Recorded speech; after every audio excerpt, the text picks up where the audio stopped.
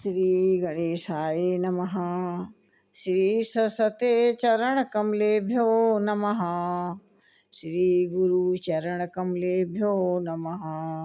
ओम हनुमते नमः। अखंडमंडलाकारं व्याप्तं येन चराचरं तत्पदं दर्शितं येन तस्मै श्री गुरुवे नमः।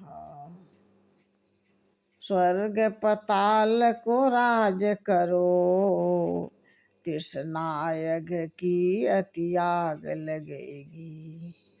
सुंदर एक संतोष विनाशठ, तेरी तो भूख कभी न मिटेगी। जय श्री राम।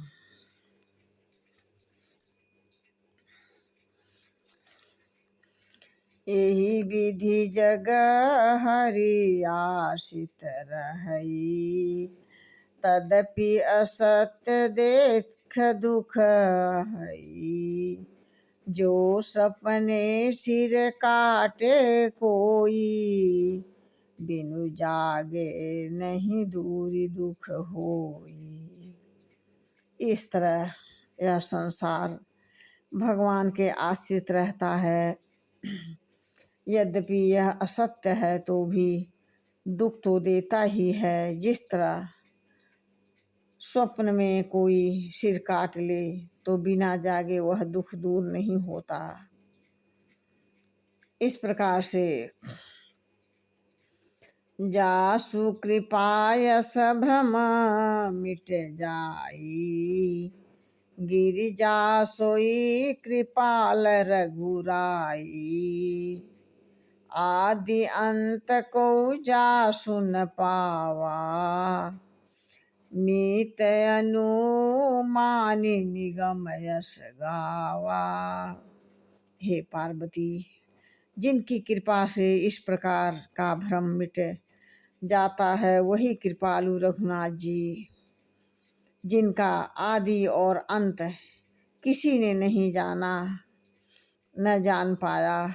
वेदों ने आपकी बुद्धि से अनुमान करके आगे भी गोस्वामी तुलसीदास जी आगे प्रकरण में देंगे। इस प्रकार से विबसहु जासु नाम नर करही, जन्म अनेक रचित आहदहि। सादर सुमिरन जे नर करही, भव बारिध गोपद युवतरही। विवश होकर बिना इच्छा के भी जिनका नाम लेने से मनुष्य अनेक जन्मों के किए हुए पाप जल जाते हैं। हे भवानी, फिर भी जो मनुष्य आदर पूर्वक उनका स्मरण करते हैं वे संसार रूपी दुस्तर समुद्र को बिना ही परिश्रम के पार कर जाते हैं। महादेव पार्वती से कह रहे हैं, राम सो परमात्मा भवानी, तह भ्रमयति अबहित तौ बानी। अस संशयानत उर माही,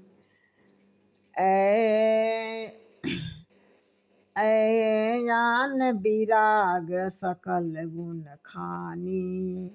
हे पार्वती, वही परमात्मा श्री रामचंद्र जी हैं।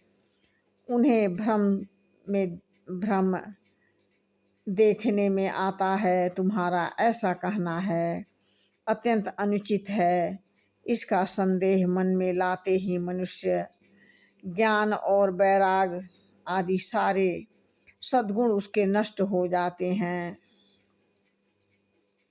हे देवी, सुनि शिव के भ्रम भंजन बचना, मिट गए सब कुतर के रचना।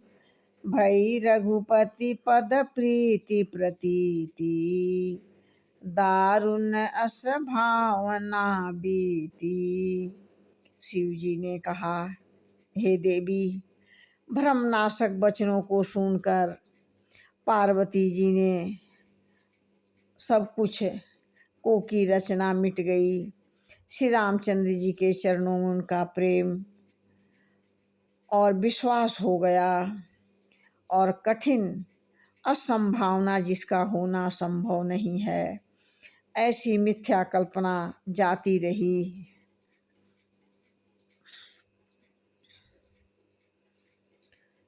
पुनि पुनि पद पुनि पुनि प्रभु पद कमल गही, जोरी पंकरुह पान, बोली गिरिजा बचन बर, मनहु प्रेम रस सानी। माँ पार्वती ने शिव जी के चरण कमलों को पकड़कर और कमलों को हाथों को हाथ जोड़कर प्रेम में रस सनी हुई सुंदर वचन बोली।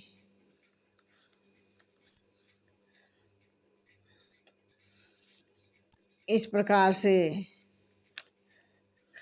शशिकर सम सुनि गिरा तुम्हारी, मिटा मोह सरदा पप भारी, तुम कृपाल सब संशय हरऊ, राम स्वरूप जन मोहि परऊ।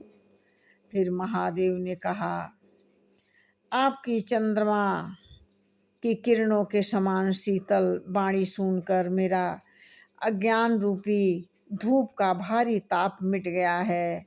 हे महादेव, आपने मेरा सब संदेह हर लिया है। परमात्मा श्री रामचंद्र जी यथार्थ स्वरूप से मेरे समझ में आ गया। नाथ कृपा बगयऊ विषादा, सुखी भयऊ प्रभु चरण प्रसादा, अब मोहि आपन किंकरि जानी, यद्यपि सहज जड़ नारी अयानी। माँ पार्वती ने कहा, हे नाथ, हे महादेव, आपकी कृपा से मेरा विषाद जाता रहा और आपके चरणों के अनुग्रह से मैं सुखी हो गई। यद्यपि मैं स्त्री होने के कारण स्वभाव से मूर्ख और ज्ञानहीन हूँ, तो भी आप मुझे अपना जानकर स्वीकार करें। ऐसे शब्द सुनकर महादेव बहुत प्रसन्न हुए।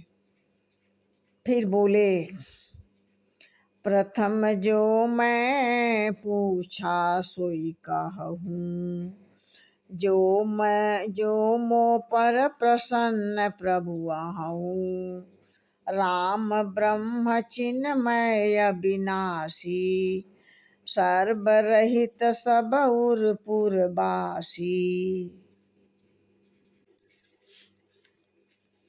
हे महादेव, हे परमात्मा, इस प्रकार से महादेव, यदि आप मुझ पर प्रसन्न हैं तो जो बात मैंने आपसे पूछी थी वही कहिए। यह सत्य है कि श्री रामचंद्र जी ब्रह्म हैं, चिन्मय ज्ञान स्वरूप हैं, अविनाशी हैं, सबसे रहित हैं और सबके हृदय रूपी नगरी में निवास करें। इस प्रकार से माता के शब्द सुनकर महादेव प्रसन्न हुए। नाथ धरहु नर तन के ही हेतु, मोहि समझाय कहूँ वृष केतु, उमा बचन सुनि परम विनीता, राम कथा पर प्रीति पुनीता। फिर हे नाथ, हे महादेव, उन्होंने मनुष्य का शरीर किस कारण से धारण किया? धर्म की ध्वजा धारण करने वाले हे महादेव, हे प्रभु, यह मुझे समझा कर कहिए। पार्वती के अत्यंत नम्र वचन सुनकर और प्रभु श्री रामचंद्र जी के कथा में उनका विशुद्ध प्रेम देखकर महादेव जी बहुत प्रसन्न हुए। बोले, देवी मैं बहुत प्रसन्न हुआ। सुनो शुभ कथा भवानी, रामचरितमानस विमल, कहाँ भुसुंडी बखानी, सुना विहंग नायक गरुड़। हे पार्वती, निर्मल रामचरितमानस की वह मंगलमयी कथा सुनो जिसे काकभुसुंडी ने विस्तार से कहा और पंछियों के राजा गरुड़ जी ने सुना। इस प्रकार से महादेव ने पार्वती जी को उनके अज्ञान को परमात्मा राम के चरित्र को सुना करके अज्ञान दूर कर रहे हैं। जय श्री राम।